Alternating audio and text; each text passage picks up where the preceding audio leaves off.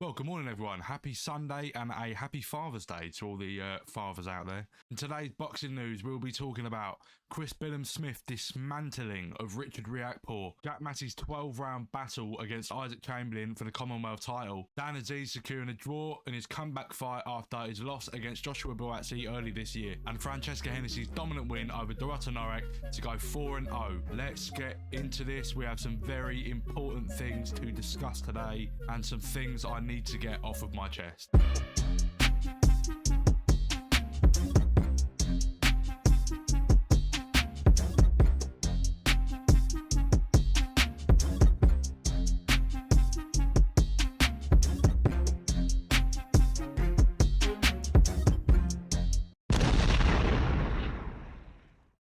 Well, right off the bat, if you watched the event last night, if you watched the fight last night, I think it's safe to say that you will understand where I'm coming from throughout this whole video. And I may have some harsh opinions on it, but it needs to be said. But let's not jump to it.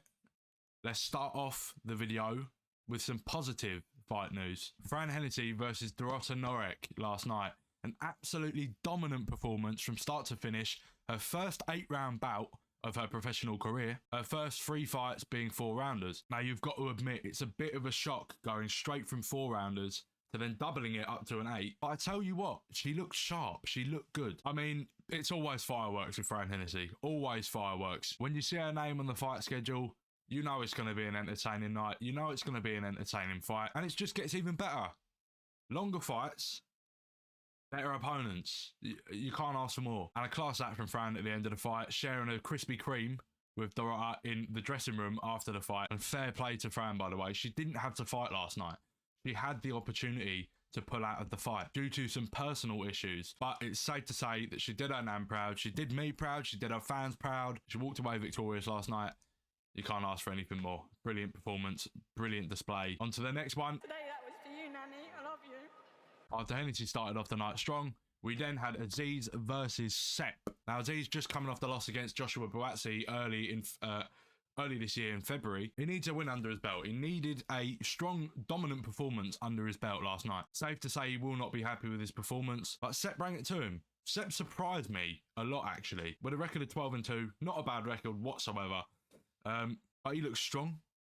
He looked good coming forward, but I think unfortunately for Dan, he just wasn't letting his shots go enough. He was letting him in too much. He was giving Sepp way too many opportunities.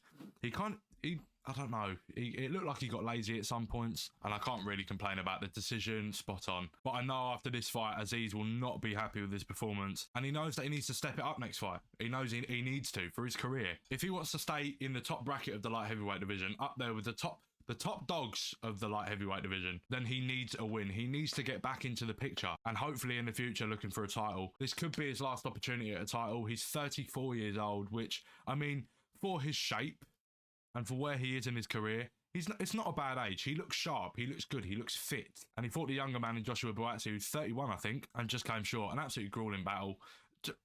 A war from start to finish.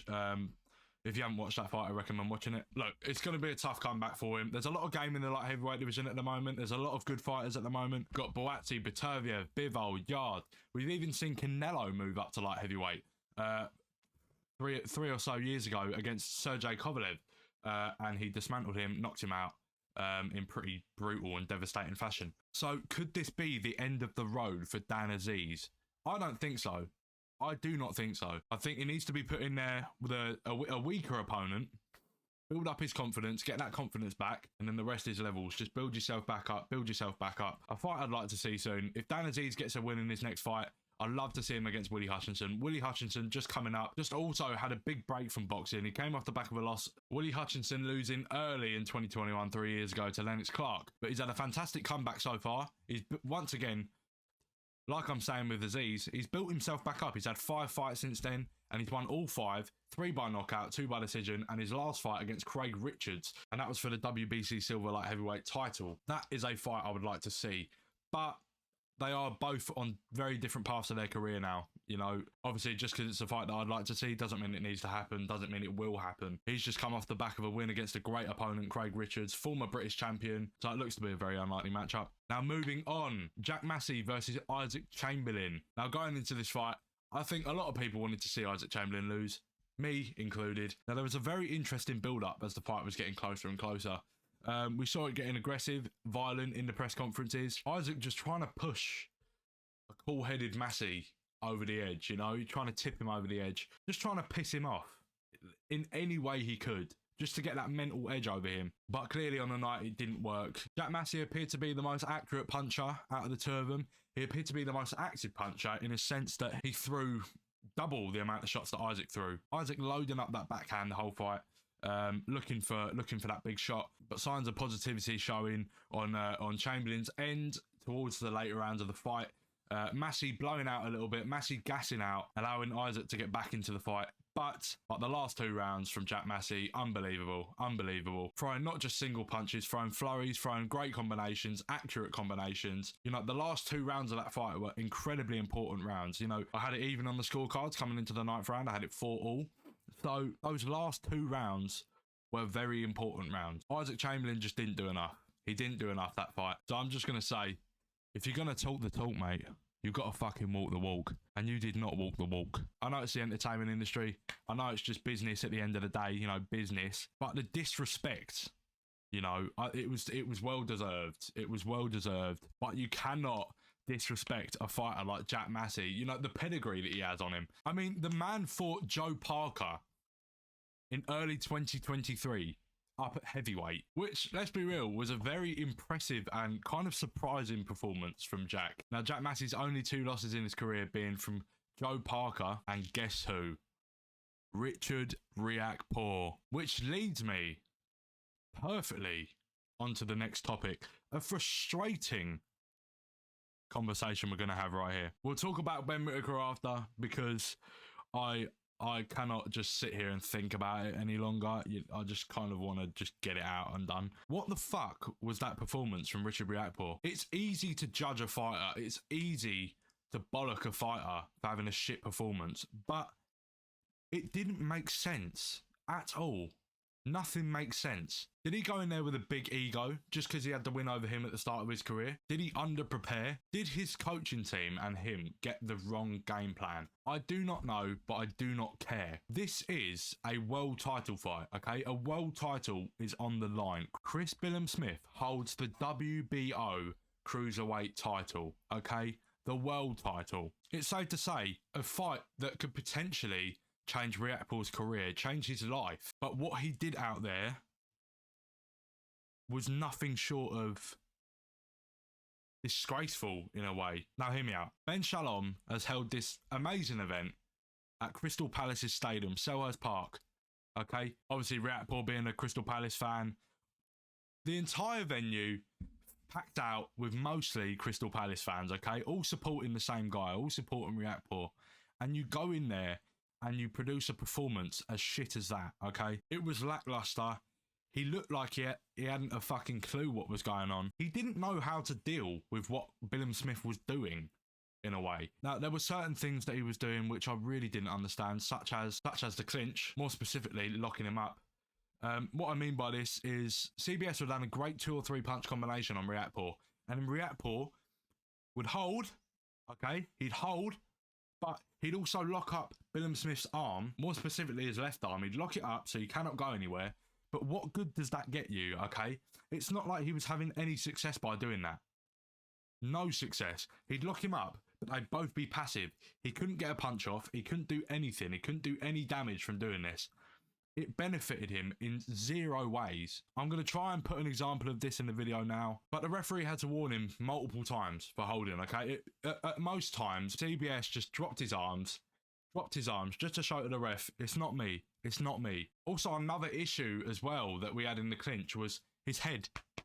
His head. He was using his head too much. He was pushing his head off of CBS. That's literally the only way to say it, you know? It may not sound so technical, but that's what he was doing. He was fighting dirty. He was fighting dirty and he was having no success. He was fighting dirty because he couldn't do damage with his fucking hands, so he had to do it with his fucking head. Now, when he did go over to his corner in the later rounds, and his corner said, like, what the fuck are you doing? Let your hands go, okay? He'd come out and he'd land a beautiful right hand and then a beautiful left hook. You know, flush, powerful shots, bombs, okay? And let's be real, Richard Riakporhe is one of the most devastating and powerful cruiserweights in the cruiserweight division. But that is not what we saw last night. That is not what we saw. That's not what we wanted to see. That's not what we expected to see. Billam-Smith went into Richard Riakporhe's own backyard, embarrassed him for 12 rounds, and retained the world title. Richard Riakporhe leaving the venue with no strap around his waist and probably feeling just like absolute shit. Like, imagine, okay, your boyhood football club, yeah? They offer you to come and fight at their stadium. So that's like me going to Millwall Stadium and fighting at Millwall Stadium, yeah? In front of thousands of Millwall fans. How shit would you feel if you just got absolutely battered and embarrassed in your own backyard, your own stadium, your childhood stadium? But he should let this be a lesson to him. He looked shit last night, and I know it's cruel. I know it's easy to say coming from a fan of boxing and not an actual boxer, but anyone knows that that was an absolutely disgraceful performance. That could be the first fight that you ever watched, the first boxing match that you have ever watched in your life. And actually, you'd look at Riakporhe and go, he's shit. What's all the hype about? I know some of my family members who have never watched him before, they were saying, isn't this guy meant to be good? He didn't show it last night. I just don't get it. If you let his hands go more often, that would have made a huge impact on the fight, because he threw nothing. He barely threw a punch. He started off the fight well, yeah? Okay? He has a beautiful jab, a solid, straight, fast jab that broke the guard of Billam-Smith every time. It went straight through the middle of his guard, landed flush on the nose, okay? But then he stopped. He just stopped throwing the jab. He just stopped doing it. All the boxing fundamentals went out of the window. Another way in which the clinches weren't going to his favour. And by the way, he was initiating the clinches. He was initiating every single one of them. When the referee would break the two fighters apart, who was the first to the punch? Who beat him to the punch? CBS. Chris Billam-Smith was beating him to the punch, instantly getting him back on the front foot, and just putting the pressure on him. He wanted to show Riakporhe, I am the better fighter. This is my time. This is my revenge. Riakporhe did not look like he was fighting in a title fight. If anything, he looked like a journeyman last night, okay? I'm just going to stand here and let you smash the shit out of me for 12 rounds, okay? And then retain your world title. And as if it could get any worse, okay? The scorecards, okay? The scorecards. Absolutely fucking ridiculous, all right? Sorry for my use of language, but it is embarrassing. Now, I, just like many other boxing fans in that arena and all around Britain, I had Billam-Smith winning 11 out of the 12 rounds and Riakporhe winning a whopping 1 round out of that entire fight. And also, Riakporhe got a point deducted for the thing I was talking about with his head earlier on. Now, let me just read you out the scorecards here, okay? All in Billam-Smith's favour, okay? You may be thinking, oh, well, why are you complaining then? 116, 111, 115, 112, 115, 112, meaning that they had Billam-Smith winning the fight by 3 rounds. What the fuck? Even with Riakporhe getting that point deducted. So, essentially, if he didn't get that point deducted, it would have been even worse. 116, 112, 115, 113, 115, 113. What the fuck is going on with judging in boxing at the moment? Even in MMA as well, at certain points. It's a disgrace. It is a disgrace. It was a completely one-sided fight. I just want to see what the public are saying about this, because I'm not the only one who's saying this shit. I'm not just being one of them fucking Riakporhe haters or like a fighter hater. I'm not. I honestly am a huge fan of Riakporhe. Right, let's have a look on the old Twitter, all right? Bloody hell. Riakporhe was rubbish. Just properly rubbish in the biggest fight of his life. Billam-Smith winning a rather shitty fight quite easily. But to be fair, let's not take away how well Billam-Smith boxed. He boxed beautifully at times. Billam-Smith is clearing out the huggers in the division. You have to respect that work. Yeah, you know what? Fair play. If you haven't watched the Lawrence Okoli fight, watch it. He got 2 or 3 points deducted for holding, and then got knocked out. So, bash. Sorry, I just keep getting shit in my head. Another issue I had. Why the fuck was he boxing on the inside? Billam-Smith was having so much success in the pocket. He just fucking stood there and was popping off these lovely hooks to the body. And I don't fucking understand. Billam-Smith won that at ease out of the 12 rounds, in my opinion. He won 10 of those. So I think the majority of people also had him clearly winning 5 out of the first 6 rounds. Okay. So that been said numerous times, but the 2 judges who scored that 115-112 should never be allowed near a scorecard again. These people need to be made to explain their incompetence. Thought the cards were generous to Riakporhe, who did more holding than hitting and never really got into the fight. Shocking scorecards. That should have been wide, very wide to Billam-Smith. Awful judging. Oh my god, oh my god. Right, I've actually just seen the scorecards for the Billam-Smith-Lawrence Okoli fight. What was it? 3 knockdowns? 4 knockdowns in that fight? 112 to 112. 116 to 107. 115 to 108. See, they are good scores, okay? Whoever the fuck judged that 112-112, I don't even... Fuck yourself. And I mean, this guy has a good point, okay? Articles do not focus on the judging ever, okay? Articles only focus... They just say like, oh, Chris Billam-Smith beat Riakporhe. It's one of those topics that genuinely needs to be looked into more. And I think promoters need to do something to sort this shit out, because they never do. It's always the same. You always get a dodgy decision. Another example of a dodgy decision was Nick Ball against Vargas. This was Nick Ball's big night, okay? For the world title, the WBC world title. And I argue that that is the best belt. It's the best looking. It's the best belt. It's the most wanted belt. But he got robbed. He got robbed. He struggled in the earlier rounds, the first half of the fight. Later half of the fight, got knockdowns in 2 rounds. 2 10-8 rounds. Should have won by at least 2 or 3 rounds. But the referees had it a draw. I mean, it was pretty obvious to boxing fans all around the world, really, if you're watching it. I don't really know what to say about last night. He just disappointed me. He really disappointed me. Riakporhe could have won that fight. Could have won that fight. I don't get it. You go into a world title fight, the biggest fight of your career, you know, against someone you've beat previously. It doesn't fucking matter. It doesn't matter. I don't know what his mindset was going into that. Oh, I've already beaten before, so this should be a piece of piss. I'll just do what I did last time. He didn't even fucking do what he did last time, because he didn't fucking throw anything. They had an absolute war in their first fight. Anyway, I'm moving on because it's pissing me off. Ben Whittaker versus Ezra yeah, that guy. I'm not even going to explain this one. I'm just going to show you this. Cheeky elbow there and a fucking cheeky headbutt there. He mugged him off. He made him look a right mug. Won every fucking round. Alright, well, I hope you enjoyed the video. Sorry for another rant. I will be now posting pretty consistent content.